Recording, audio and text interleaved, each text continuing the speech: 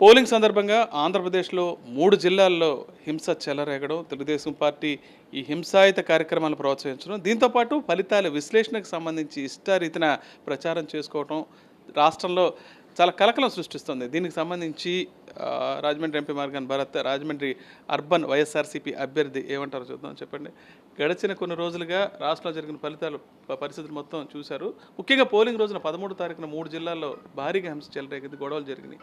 దీని వెనక తెలుగుదేశం పాత్ర ఎలా ఉంది? అదేవిధంగా ఫలితాల విశ్లేషణ మీద కూడా తప్పుడు ప్రచారం చేస్తోంది. ఇప్పుడు ప్రధానంగా మనం చూస్తే ఈ 3 జిల్లాలు పల్నాడు కానీ, తిరుపతి కానీ, అనంతపురం కానీ, జనరల్గా అనంతపూర్ జిల్లా కానీ, పల్నాడు జిల్లా కానీ కొంత సెన్సిటివ్ ఏరియాస్. ఆ సెన్సిటివ్ ఏరియాస్లో వీళ్ళు ఎలక్షన్ కమిషన్ అడ్డుపెట్టుకొని, చంద్రబాబు నాయుడు గారు, పురంధరేశ్వరి గారు అడ్డుపెట్టుకొని అధికారులను మార్చిన కార్యక్రమం. అధికారులకు అవగాహన వచ్చే లోపల లేని పక్షంలో అధికారులు వాళ్ళ తాలూకా వాళ్ళకు అనుబంధంగా ఉన్న అధికారులను వాళ్ళు వేయించుకొని మరి ఈ రకమైన హింసకి పాల్పడడం అనేది చాలా దురదృష్టకరం. ఎందుచేతనంటే ఇవాళ ఆంధ్రప్రదేశ్ వ్యాప్తంగా జగన్మోహన్ రెడ్డి గారి యొక్క సునామీ జరుగుతూ ఉంది. ఇప్పుడు ఓటింగ్ ప్యాటర్న్ చూస్తే ఇప్పుడు దాకా 5 ఫేజెస్లో ఎలక్షన్స్ కూడా జరిగింది. ఆంధ్రప్రదేశ్లో జరిగినంత పర్సంటేజ్ ఎక్కడ కూడా జరగల. ఎందుచేతనంటే లబ్ధిదారులు జగనన్న వస్తేనే మాకు అందరికీ కూడా సంక్షేమ పథకాలు వస్తాయి. అదే రకంగా పెన్షనర్స్ మీరు మధ్యాహ్నం ప్రాంతంలో చూస్తే మొత్తం ఏదైనా ఒక తీర్థంలాగా తండోపతండాలుగా ప్రజలు వచ్చి ఓటింగ్లో పాల్గొంటున్నారు అని అంటే దీని క్లియర్ మ్యాండేట్ కనబడుతూ ఉంది. దీన్ని తట్టుకోలేక వీళ్ళు రకరకాల కార్యక్రమాలని అంటే ఓటింగ్కి ప్రజలు రాకుండా అల్లర్లు క్రియేట్ చేస్తే ఎక్కడికక్కడ డిస్పర్స్ అయిపోతారు అనే ఒక కోణంలో, ఒక దుర్మార్గపు కోణంలో ఆలోచన చేసి ఆ పల్నాడు కానీ, తిరుపతి ప్రాంతంలో కానీ, ఎస్పెషల్లీ అనంతపూర్ ప్రాంతంలో కానీ ఈ రకమైన కార్యక్రమం చేస్తూ ఉన్నారు. అంటే దీని ఎఫెక్ట్ టీవీల్లో చూపిస్తూ ఉంటే ఎవరైతే మధ్యాహ్నం నుంచి ఓటింగ్ రావాల్సిన వాళ్ళు ఎందుకులే గొడవలు జరుగుతున్నాయి అన్నమాట అని ఆగిపోయే ప్రక్రియలో భాగంగా ఇది ఒక కుట్ర కోణంలో చూడాల్సిన అవసరం ఉంది.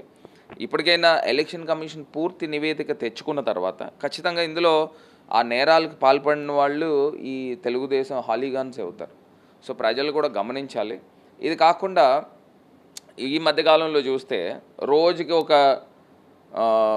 పోస్ట్ పోల్ అని చెప్పేసి రకరకాలుగా దుష్ప్రచారం చేస్తూ ఉన్నారు. ఆ దుష్ప్రచారం చేసే కార్యక్రమం కూడా ఇవాళ మేము క్లియర్గా చెప్తా ఉన్నాం.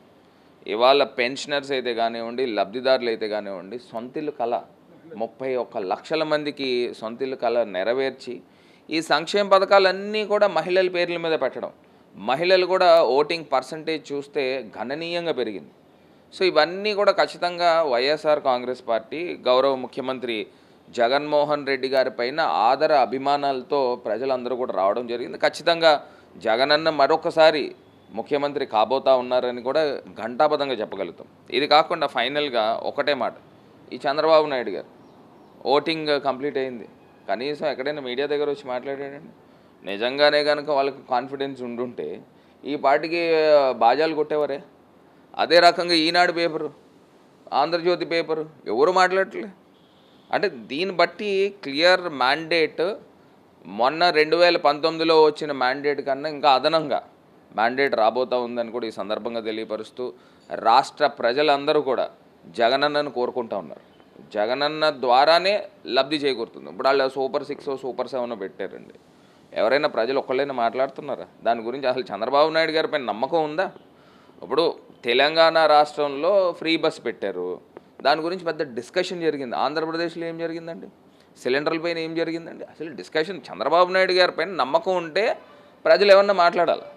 అంతే తప్పితే ఏదో తీసుకుని వచ్చి ల్యాండ్ టైటిలింగ్ గురించి ఒక దుష్ప్రచారం, ఒక బోగస్ ప్రచారం చేసి ఈ రకంగా లబ్ధి చేకూరుదామనే ఒక భాగంగా చంద్రబాబు నాయుడు గారు కానీ, కూటమి కానీ ఆలోచన చేస్తుంది. సో ఇవాళ మేము ఖచ్చితంగా చెప్తా ఉన్నాం, ప్రజల మద్దతు ఉంది, ప్రజలు జగనన్నను ఆశీర్వదించారు. రేపు ఫ్లయింగ్ కలర్స్తో గవర్నమెంట్ ఫామ్ చేయబోతూ ఉన్నాము. 2024 జూన్ 9వ తారీఖున మరి పార్టీ ఇచ్చిన దీని ప్రకారంగా జగనన్న విశాఖపట్నంలో ముఖ్యమంత్రిగా దేవుడి దయతో ప్రమాణ స్వీకారం చేయబోతున్నారని కూడా ఈ సందర్భంగా తెలియపరుస్తుంది. సైలెంట్ ఓటింగ్ అంటున్నారు కొంతమేరకు. సాయంత్రం వచ్చేటప్పటికి మహిళలు పెద్ద సంఖ్యలో రావడం జరిగింది. సైలెంట్గా ఓటింగ్ జరిగింది. ఖచ్చితంగా ఈ ఏదైతే సైలెంట్ ఓటింగ్ అని చెప్తున్నారో అది వైఎస్ఆర్సీపీకి మద్దతు ఇచ్చేదని. అదేనండి, ఇప్పుడు వీళ్ళు గొడవలు ఎందుకు చేస్తూ ఉన్నారు? మొత్తం 3 జిల్లాల్లో ఈ హింసాత్మకమైన గొడవలు జరగడం వలన టీవీల్లో చూస్తూ ఉంటారు వాళ్ళు, ఎల్లో మీడియాలోనో లేకపోతే రకరకాలు చూపిస్తారు. ఇప్పుడు జగనన్నని ముఖ్యమంత్రి చేయాలి, ప్రజలందరూ కూడా రావాలి, ఓటింగ్కి రావాలని వస్తూ ఉన్నారు. అది అడ్డుకునే ప్రయత్నం ఇది. ఆ టీవీల్లో చూసి గొడవలు జరుగుతున్నాయంటే మనకెందుకు వచ్చింది, పోనీ ఆ జిల్లాలో మన జిల్లాలో కూడా జరుగుతుందేమో అంటే ఈ రకమైన కార్యక్రమం జరుగుతూ ఉంది. సో నేను ఇవాళ ఘంటాపథంగా చెప్పగలుగుతా ఉన్నా, రాబోయేది జగనన్న ముఖ్యమంత్రిగా రాబోతున్నారు. ఈ ఓటింగ్ పర్సంటేజ్ కూడా ఎందుకంటే శాచ్యురేషన్ పద్ధతుల్లో జరుగుతూ ఉంది. ఎప్పుడైనా ఆపోజిషన్ లీడరు చంద్రబాబు నాయుడు గారు పోటీ చేసే కుప్పం నియోజకవర్గం గెలవగలము అని ఎవరైనా అసలు అనుకోగలుగుతారా? ఇవాళ గెలవగలిగే పరిస్థితుల్లోకి వచ్చాము అని అంటే శాచ్యురేషన్ పద్ధతుల్లో సంక్షేమ పథకాలు ప్రజలకు అందుతూ ఉన్నాయి. ఈ సంక్షేమ పథకాలే జగనన్నను గెలిపిస్తాయి. అభివృద్ధి మంత్రమే జగనన్న గెలిపిస్తుంది. ఇవాళ స్కూల్స్, హాస్పిటల్స్ ఇవన్నీ కూడా ఒక విప్లవాత్మకమైన మార్పు తీసుకొని వచ్చి ఇవాళ ఆంధ్రప్రదేశ్ రాష్ట్రంలో ఒక మోడల్గా జరుగుతూ ఉంది. ఇది ఖచ్చితంగా దేశవ్యాప్తంగా జగనన్న రోల్ మోడల్ కాబోతున్నారు.